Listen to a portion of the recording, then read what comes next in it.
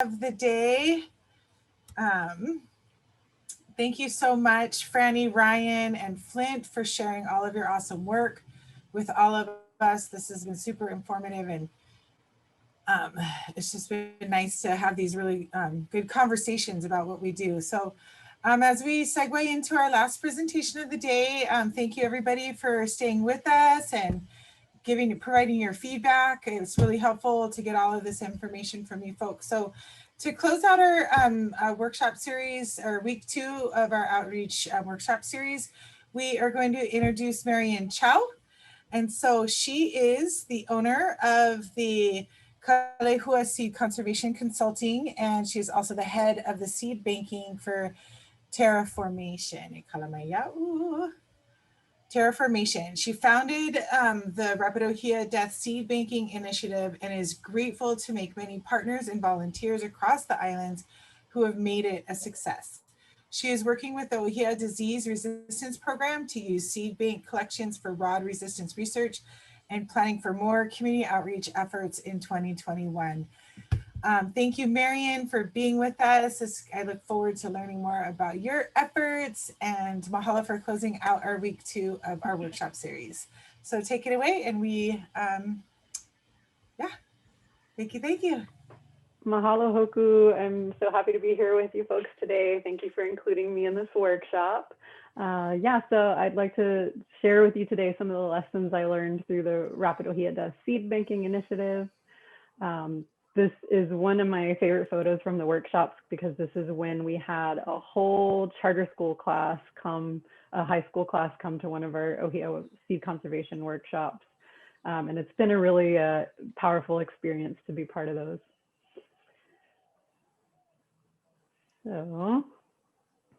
So you guys know all about rod, but you also probably know that even in like some of the hardest hit areas, there are these trees that may still even thrive, even when all the trees around them have rod.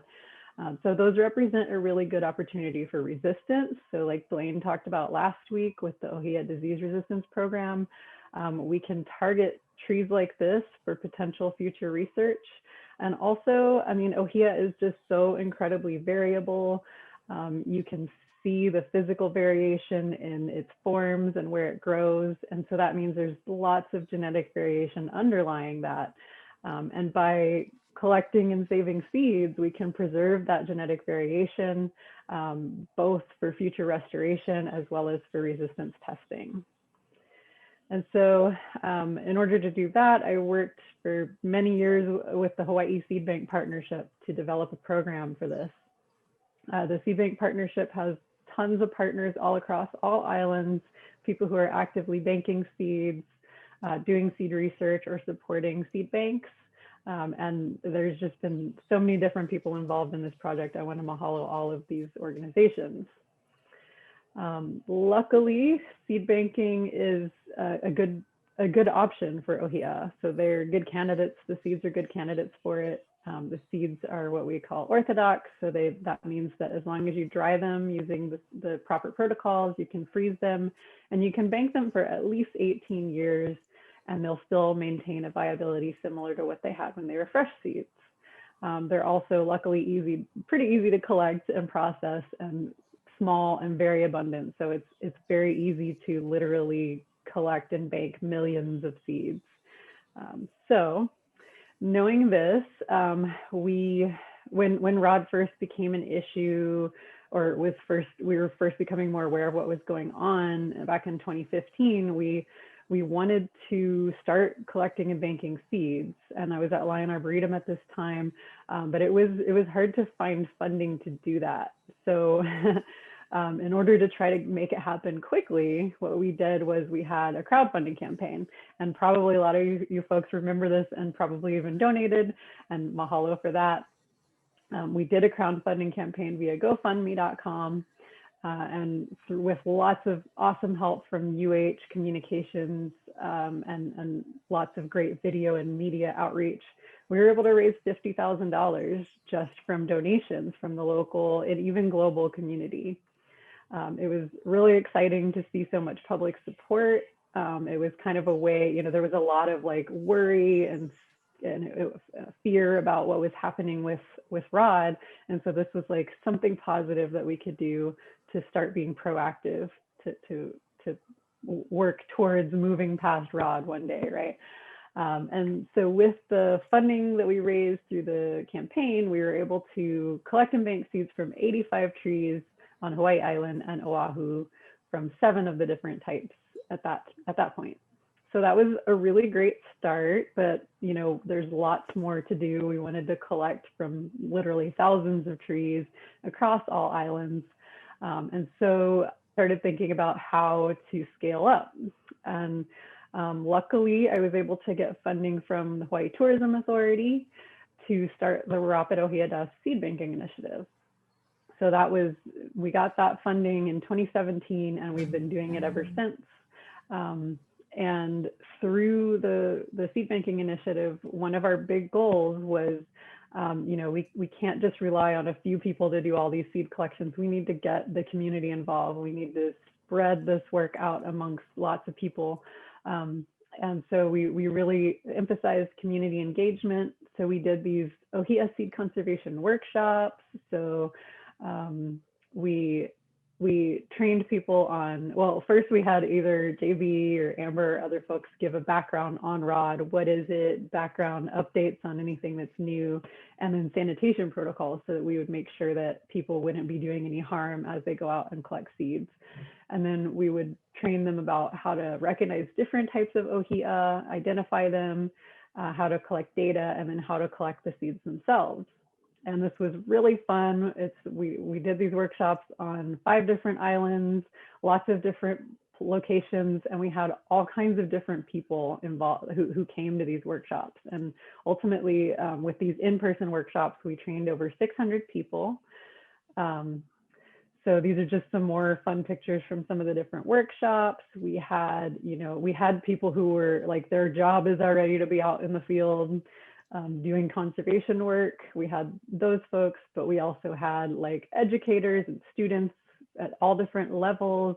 We had hula practitioners, other cultural practitioners. We had people who, we even had like ecotourism folks, and then just nature enthusiasts, people who just wanted to help. So it was a really great way to connect with a really wide variety of people and teach them how they could contribute to this project, but also just raise general awareness about Rod as well.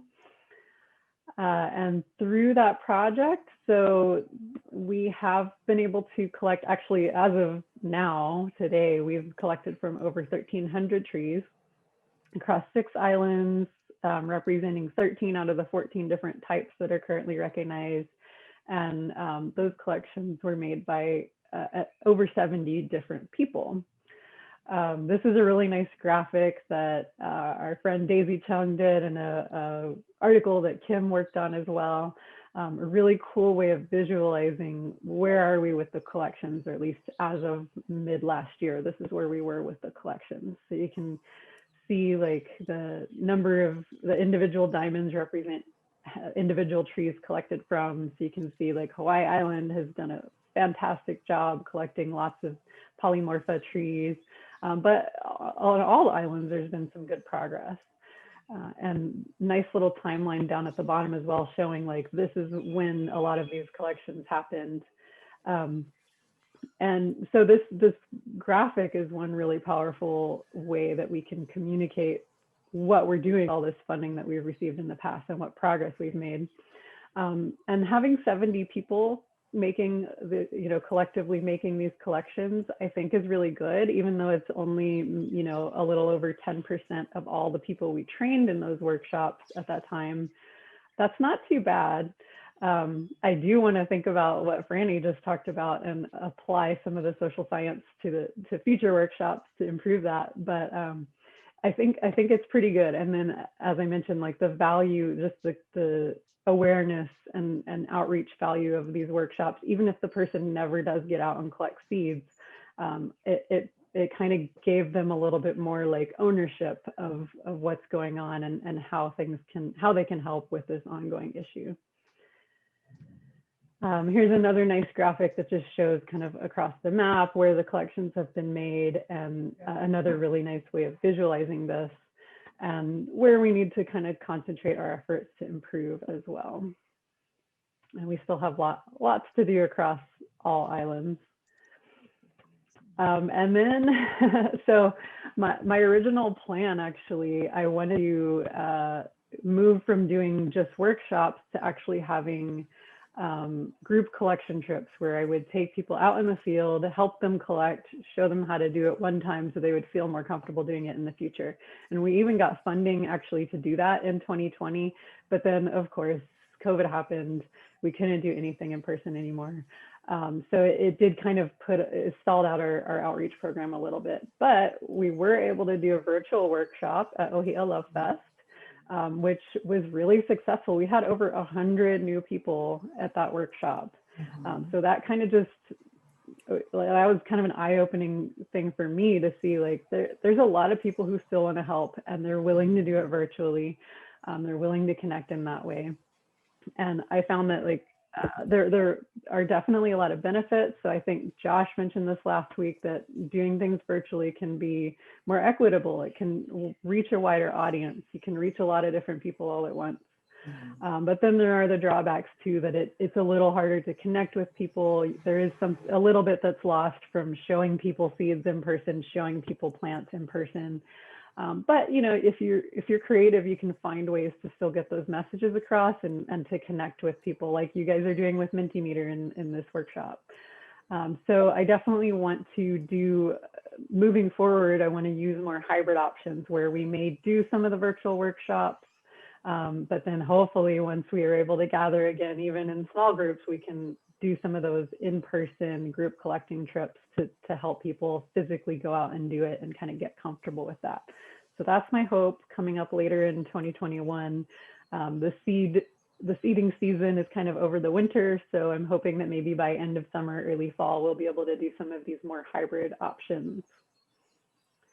And then I want to talk a little bit about, like, what were the lessons I learned from this whole program from the start with the crowdfunding all the way through the community outreach. And there's a paper that I wrote and published last year that I'll share at the end, where I talk about these different lessons learned, and I go into a lot of detail about, like, how do we make all the decisions with the crowdfunding, with the outreach program. So if you're interested, you can definitely take a look at that. And the first lesson that I talk about is a strategic use of technology. So of course, like, using the crowdfunding itself, that platform is a newer and effective way to connect a lot of people and to raise money. Tying it with social media was really, really critical. We never could have raised all that money if we didn't tie it with social media, and if I didn't spend way more time than I ever have before doing social media posts. And also on the other side, for doing the actual seed collections, Matt here from Laukahi at the time worked to create this online collection form, which you could use with a mobile device. You didn't even have to be connected to, you know, the cell service. You could take all your data on your phone and then upload it later. So it's a really great way of doing, like, citizen science, making it really easy for folks to do with, you know, a device they already have, a platform they're familiar with. So that was one important thing. And another really critical element was timeliness. So just responding rapidly. So that's why we went the crowdfunding route, to get things going. We chose, like, the fastest way we could to raise money. And that we were able to then leverage that funding to get the funding from Hawaii Tourism Authority and other sources. So finding a way to do it quickly and then build from there is really important. And then, like, talking to a lot of people in this group who are part of the ROD working group, and making sure that seed banking was included as part of the strategic response plan right from the very beginning, I think was also important, to just to raise awareness. A lot of people don't even really think about seed banking and why it's important. So we wanted to make sure that that was part of the overall strategy. Another lesson learned, collaboration was just so, so critical for this to happen. It never could have happened without probably hundreds of people being involved. So many different partners, institutional support. So UH and Lion were huge supporters of this. Lots of other, like the Hawaii Seed Bank Partnership. We've got, 8 different seed banks that are accepting seeds, and then lots more people who are supporting it in other ways. All of these logos down at the bottom were different organizations that hosted workshops. So that was another thing, like not just having all of them be at campuses. We tried to reach out to different types of organizations and host at different types of places as well. Another important element was basing our outreach on science-based practices. So not just saying this is what we want to do, let's do it, but also saying, hey, we know we can store ohia seeds for 18 years. And big mahalo to Alvin Yoshinaga for that, because we wouldn't know that if it wasn't for him. And so I was very lucky that, I inherited this great knowledge from this awesome long-term research to show that, yes, we can germinate ohia seeds, we can store them and germinate them after, decades potentially of storage. Transparency was another really critical thing. So we were asking the public for money. We were, getting money from tax dollars and things like that. We want to be sure that we share what we're doing with that money. What are these investors getting out of the money they're giving us for this project? And so we made sure to make all of the data open access. So this is we're still sort of low tech. This is a Google spreadsheet, a Google sheet, but it is a place where anyone can go look and see what ohia seeds have been collected, not only through this project, but actually going all the way back to the earliest ones collected in 1996. So anyone can check this out. They can see the seed bankers go in and even estimate the number of seeds in each collection. So if a member of the general public has made a collection, she or he can go back later and see how many seeds they got, which is cool. We also have, and I should mention Laukahi, the Hawaii Plant Conservation Network, has been really critical for all of this data management and this public sharing. Their website has all kinds of different information from every step of the collection process, and also has a section where you can go look at what's already been collected. So the collection needs, you can look at this map and you can zoom into your island and see exactly where collections have been made already, and then think about where collections might still need to be made. So these are different ways that we've tried to share as much information as possible back with the people who are supporting us. And then finally, probably most importantly, is community engagement. So connecting this work to cultural values and stewardship, and inviting diverse participants. So all different types of people were welcome. These workshops were free, open to the public. And we also tried from the very beginning, from the crowdfunding campaign, to really connect to the cultural values, the cultural significance of ohia, and why we were doing this. Not just because we want to preserve the trees even just for environmental reasons, right? But really connect it back to all the different reasons that people might connect with ohia themselves. So people also may have different ways they want to become involved. So some people wanted to come to the workshops and were gung-ho ready to get out and collect seeds. Other people, that's not their thing. They just wanted to donate money, and we allowed that as well. Or people wanted to, their strength was they knew a lot of people and they could connect us with different landowners or different people who might be able to help us. Or maybe people wanted to actually come into the seed bank and help with cleaning seeds. So we tried to offer lots of different ways that people could become involved and try to meet them where they are, which is something that I think we've been hearing throughout this workshop as well. So that was, to me, the most valuable thing was to really engage at that community level and at that individual level, trying to connect with people individually. So those are sort of my overall lessons learned. This is the paper that was published last year. It was open access for a while, but I think it's not anymore. So if you don't have access to it, you're welcome to email me and I can send you a copy. Um, and always happy to talk to folks about ways we can further continue to improve on this. I definitely think I need to talk to Franny about incorporating social science more. Um, and yeah, so finally, just big mahalo to all these, many, many different partners who participated in the Rad Seed Banking Initiative over the years. And happy to take questions.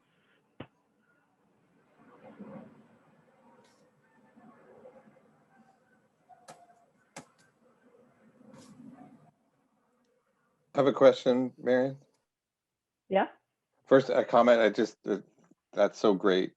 Such great talk, and it just describing such fantastic work too. I really appreciate everything you guys are doing.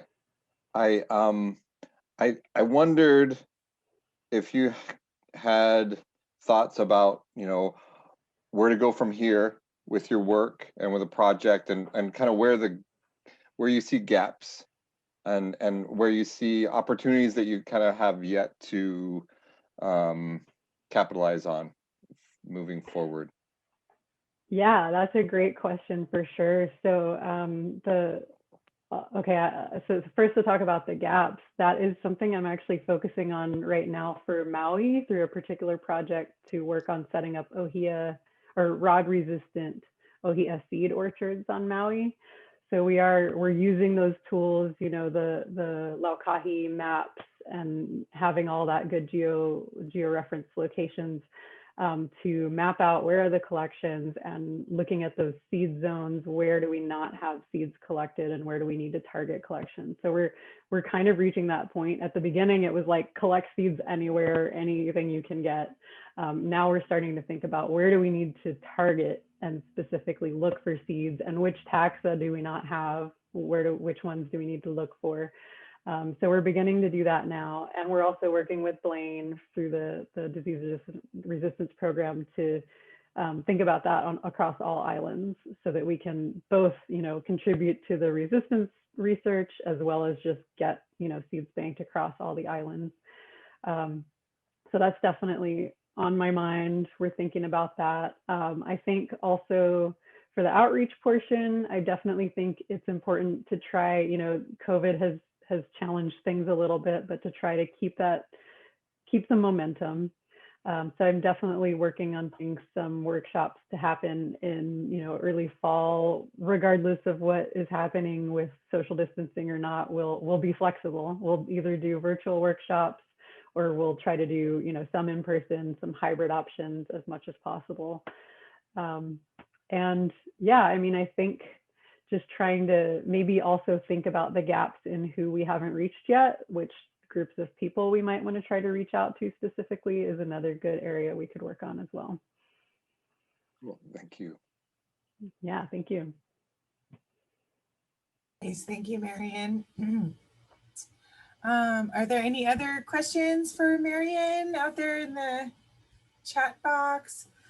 I was curious to, based on all the lessons you learned that you shared, what was a really valuable outcome of all of these experiences for you that kind of helped you kind of figure out what were your next steps? Like, just with walking through all the lessons learned, like what was a huge message? Yeah.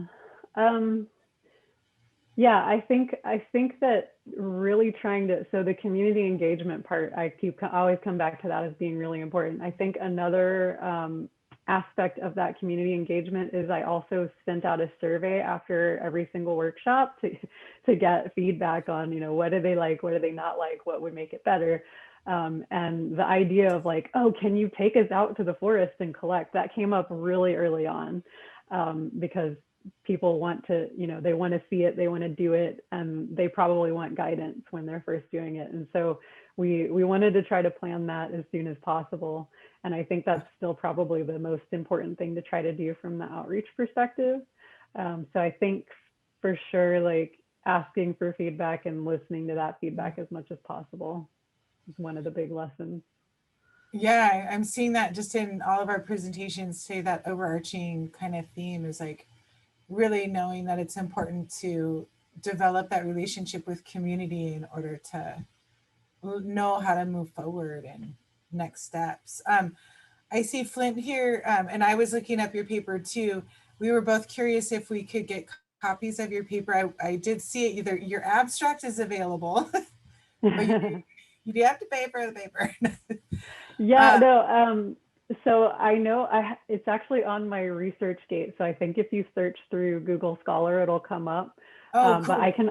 I'm also happy to send it, or if you want to share it with everybody in this workshop, I can send you the PDF as well. Oh, For perfect. sure. Okay, cool. Yeah. Yeah, I think, okay, I don't see any major awesome work. People love to plant trees and gather seeds. Okay, so thank you everybody for, I'm going to go ahead and post our